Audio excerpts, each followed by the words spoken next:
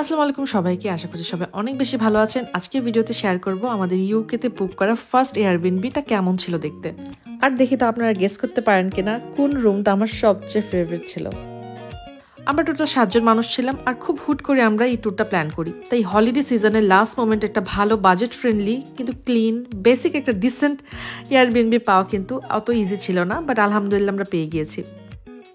ঘরে ঢুকতে শুরুতেই হচ্ছে ওদের এই লিভিং রুমটা। লিভিং রুমে কাউচ, টিভি, টুকটাক বেসিক যা যা প্রয়োজন হয় একটা লিভিং রুমে সবই ছিল।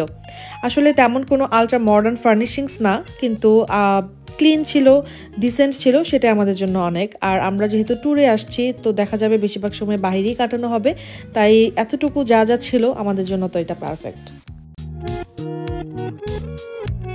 লিভিং রুম থেকে বের হয়ে আসলে হাতের ডানেই হচ্ছে ওদের ফার্স্ট বেডরুমটা। এটা একটা ডাবল বেডরুম আর এটা আমি আর নাইম নিয়েছি।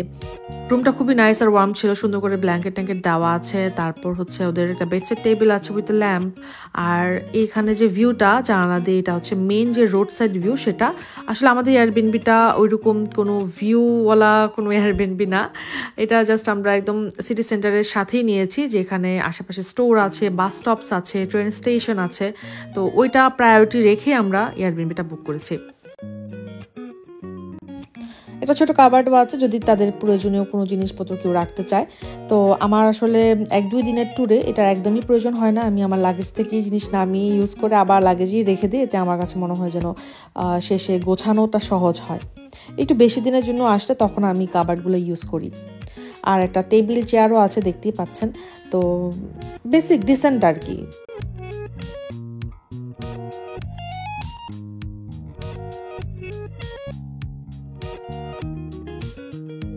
এখন ঘুরে আসি সেকেন্ড যে বেডরুম এটাই ডাউনস্টায়ার্সের সবচেয়ে বড় একটা বেডরুম। আমাদের সাথে যেহেতু আরেকজন কাপল আছে এবং আপু ভাইয়াদের ছোট একটা বেবিও আছে, তাই ওনাদেরকে এই বেডরুমটা দেওয়া। এটার বেডটা কিং সাইজ বেড। আমি জানি না ভিডিওতে কীরকম মনে হচ্ছে, বাট এটা বেশ বড় ছিল। আর এই বেডরুমটাতে সুন্দর একটা কাবার্ডও আছে। কাবার্ডের মধ্যে হেয়ার ড্রায়ার দেওয়া আছে, আয়রন করার যে আয়রন মেশিন দেওয়া আছে, সব কিছু আসলে বেসিক ফ্যাসিলিটিস ছিল। আবার এখানে আয়রন করার জন্য আয়রনের একটা বোর্ডও দেওয়া আছে। মানে সব কিছু মোটামুটি সুন্দর করে দেওয়া। ছোট একটা টেবিল এবং চেয়ারও আছে, আর বিগ একটা মিরর আছে আসলে এখানে। তো এখানে রেডি হওয়া যাবে। আর এই তো আমি আসলে রুম ট্যুর বা এগুলোতে একদম এক্সপার্ট না, বাট এখন যেহেতু আসছি তো ভাবলাম আপনাদের সাথে শেয়ার করি।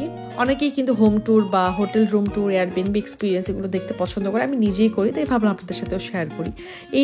এই বেডরুমটার ভিউ কিন্তু গার্ডেন থেকে। তো গার্ডেনের ভিউটা কেমন হয় সেটা সকালবেলা ইনশাল্লাহ আপনাদের সাথে শেয়ার করবো, অথবা সামনে তো আমার আরও ব্লগ আসছে, তখন দেখাবো ইনশাল্লাহ। রুম থেকে বের হলে হাতের ডান পাশে হচ্ছে ওয়াশরুম। ওয়াশরুমটা আসলে খুবই ডিসেন্ট, ক্লিন ছিল, এটাই মেন প্রায়োরিটি। আর আগের দিনের বাসা যেহেতু, সেখানে ইউকেতে সব বাসাতে একটাই ওয়াশরুম থাকে, অনেকে রিনোভেট করে 2টা করে নেয়, তো এটা মেন কনসার্ন না আমাদের এখন। সুন্দর একটা শাওয়ার দেওয়া আছে, তারপর বাথটাব আছে, কোমোড সিঙ্ক, সব কিছুই খুব ক্লিন ছিল। আর বিভিন্ন ধরনের টয়লেট্রিজ আইটেমও প্রোভাইড করা ছিল, টাওয়েলস ছিল যদি কেউ না নিয়ে আসে। আমি আসলে আমার সাথে সবসময় টাওয়াল ক্যারি করি নিজের পার্সোনাল, তো আমার ওটা প্রয়োজন হয় নাই, বাট দেওয়া ছিল, হুইচ ইজ গুড সাইড। একটা মিসিং ছিল, সেটা হচ্ছে ওদের কোনো টুথপেস্ট দেওয়া ছিল না। আমি সবসময় আমার সাথে টুথব্রাশ তো ক্যারি করি, অনেক সময় টুথপেস্টটা নেওয়া হয় না। তো এবার আমি মনে করি টুথপেস্টও নিয়ে আসছিলাম, তাই আমি তো এবার বেঁচে গিয়েছি।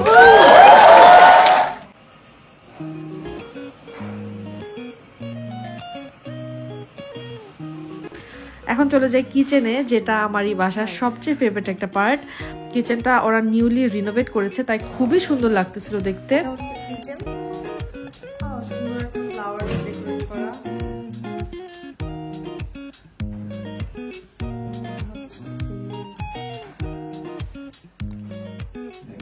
কিচেনটা কিন্তু অনেক সুন্দর না?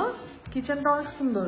কিচেনের শুরুতেই বলি এখানে একটা সুন্দর মাইক্রোওয়েভ দেওয়া আছে, বাট মাইক্রোওয়েভটা কেন এত উপরে দেয় আমি জানি না। এখানে আমি অনেক বাসায় হোটেল এয়ারবিএনবিতে দেখেছি ওয়েবসাইটে যে মাইক্রোওয়েভটা খুব উঁচুতে দেওয়া।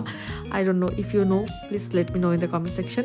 তারপর এখানে টোস্টার আছে, হট ওয়াটারের জন্য ক্যাটেল আছে, মিল্ক ফ্রোথার আছে, কফি মেকার, সব কিছু দেওয়া আছে এখানে।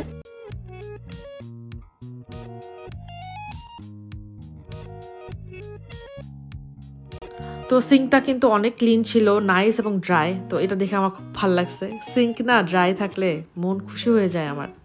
আর এখানে নিচে হচ্ছে ওদের ক্লিনিং আইটেমগুলো দেওয়া আছে, বাই চান্স যদি কোনো কিছু পরে টরে যায় তখন আমরা ইনস্ট্যান্ট মুছে দিতে পারবো আর কি। যদিও ক্লিনিং ফি ওরা নিচ্ছে, আমাদের রেসপন্সিবিলিটি না যে আমরা একদম হোল বাসা একদম মুছে ধুয়ে দিয়ে যাব, বাট এটা একটা বেসিক সিভিক সেন্স।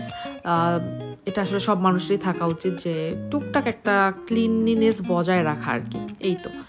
আর এখানে ওয়াশিং মেশিনও আছে দেখলেন, আমাদের অবশ্য এটা প্রয়োজন হবে বলে মনে হয় না। আর এখানে ডিশ ওয়াশারও আছে, বাট ডিশ ওয়াশারের ইউজ করার জন্য যে ট্যাবলেটগুলো সেগুলো আমি দেখি নাই, আমি জানি না ওরা কোথায় রাখছে এটা। তারপর এখানে হচ্ছে পটস অ্যান্ড প্যান্সও দেওয়া আছে, হাঁড়ি পাতিল টুকটাক তো প্রয়োজন হবে, এটা ওরা লিখে দিয়েছিল ওয়েবসাইটে, এটা থাকবে, সেজন্য আমরা এগুলো ক্যারি করি নাই আর, কারণ চা বানাতে হবে, সকালে নাস্তা ডিম টিম ভাজলে, পরোটা ভাজলে এটা প্রয়োজন হবে। চাই না এখন পর্যন্ত আপনি আমার ভিডিওটা দেখছেন কিনা, ভালো লেগে থাকলে প্লিজ আমার চ্যানেল সাবস্ক্রাইব করতে ভুলবেন না। আমার ফেসবুক পেজ দেদি সাইমা, আপনারা চাইলে সেটাও ফলো করতে পারেন। আর যারা আপনাদের ফ্রেন্ডস বা ফ্যামিলি আছে ব্লগ দেখতে পছন্দ করে, প্লিজ আমার চ্যানেলটা রেকমেন্ড করতে ভুলবেন না কিন্তু।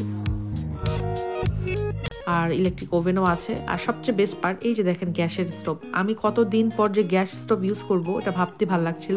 আমার সিরামিক স্টোভ, যারা আমার ব্লগ দেখেন আমার চুলাটা দেখতেই পারেন যে আমারটা সিরামিক স্টোভ, সো অনেকদিন আসলে এরকম গ্যাসের মুখোমুখি হয় না। এখানে আবার কফি, সুগার, টি সবকিছুই কিন্তু প্রোভাইড করা ছিল, অনেক ধরনের কাটলারি আইটেমস দেওয়া, প্রয়োজনের চেয়ে বেশি ছিল, খুবই ভালো লাগছে ব্যাপারটা। বিভিন্ন ধরনের মশলাপাতি, সিজনিং সবকিছুই কিন্তু দেওয়া আছে, মানে যতটুকু প্রয়োজন হতে পারে একটা মানুষের 2-3 দিনের স্টের জন্য। ওয়েল, সল্ট, ব্ল্যাক পেপার, তারপর হচ্ছে বিভিন্ন ধরনের সিজনিং, আরও গ্রিন টি পর্যন্ত দেওয়া আছে। তারপর অনেক পরিমাণে গ্লাস, তারপর হচ্ছে ড্রিঙ্কের জন্য গ্লাস, ওরা তো অনেক ওয়াইন টাইন খায়, তো ওয়াইন গ্লাসও আছে, তো ওটা দিয়ে আমরা জুস টুস খেয়ে ফেলবো আর কি। তারপর এখানে বিভিন্ন ধরনের plates, bowls, small bowls, big bowls সব কিছুই আছে, কাপ, চা খাওয়ার জন্য, কফি খাওয়ার জন্য, তো মানে অ্যাম্পল অ্যামাউন্টে অনেক ধরনের ক্রোকারি আইটেম দেওয়া। এটা খুবই ভালো, কারণ লার্জ গ্রুপে আসলে দেখা যায় এগুলো প্রয়োজন হয়, আসলে কয়েকবেলা খাওয়া দাওয়া করলে এগুলো প্রয়োজন হয়, তো ওরা এই জিনিসটা খেয়াল রেখেছে, সুন্দর করে সব কিছু দিয়েছে, এটা ওদের খুবই ভালো একটা প্লাস পয়েন্ট।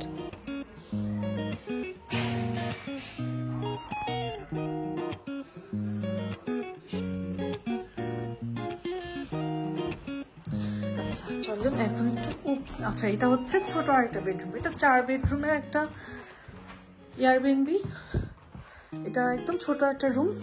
এটাতে আসলে এই লাইটটা না কাজ করতেছে না, দেখলাম, ও আচ্ছা কাজ করছে, না খুব সুন্দর। সবচেয়ে ভালো লাগছে ওদের যে ওরা খুব নিট অ্যান্ড ক্লিন রাখছে, এটা খুবই সুন্দর হয়েছে। কারণ আমি যখন ওদের রিভিউ চেক করতেছিলাম, অনেক রিভিউ ছিল যে আপনাদের এটা ক্লিন রাখা উচিত ছিল, এটা এরকম ধোয়া উচিত ছিল, তো আমি এই কারণে বেশি টেনশনে ছিলাম। এতগুলো মানুষ নিয়ে আসবো, এসে যদি দেখি যে বাসার আওলা ঝাওলা অবস্থা, তাহলে কিন্তু শেষ, তার মধ্যে এত লম্বা জার্নি। এটা একটা বাংলো বাসা, তো ওরা লফটে একটা বেডরুম বানিয়েছে, তো ঠিক আছে, বেডরুমটা অনেক বিশাল সাইজ, কিন্তু বেডরুমটা অনেক বড়। আর এখান থেকে ওদের একটা জানালা আছে যেখান থেকে বাইরে ভিউ দেখা যায়, বাট এখন রাত ছিল তাই এমনি সেটা দেখাতে পাচ্ছি না আপনাদেরকে, পরে হয়তো দেখাবো। এই উপরের রুমটায় থাকবে হচ্ছে আমার হাজব্যান্ডের 2জন ফ্রেন্ড, তো ওরা তো ভাই ব্যাচেলার মানুষ, তো ওদের জন্য এই রুমটাই ঠিক আছে। এই তো ছিল আমাদের ফুল এয়ারবিএনবির একটা ট্যুর। জানাতে ভুলবেন না কিন্তু আপনাদের কাছে কেমন লাগলো। আমাদের জন্য তো বাজেট অনুযায়ী, আমাদের পছন্দ অনুযায়ী, লোকেশন অনুযায়ী খুবই পারফেক্ট ছিল। তো এটার কস্ট সিজন অনুযায়ী ডিফার করে, ইনশাল্লাহ আপনারা জানতে চাইলে আমি কমেন্টে প্রোভাইড করার ট্রাই করব। আর এত সুন্দর কিচেনে কিছু একটা না রান্না করে কি থাকতে পারি, তো কি রান্না করলাম, কিভাবে থাকলাম আমরা সবাই, সবকিছু নেক্সট ব্লগগুলোতে শেয়ার করবো, দেখতে ভুলবেন না। আল্লাহ হাফেজ, আসসালামু আলাইকুম।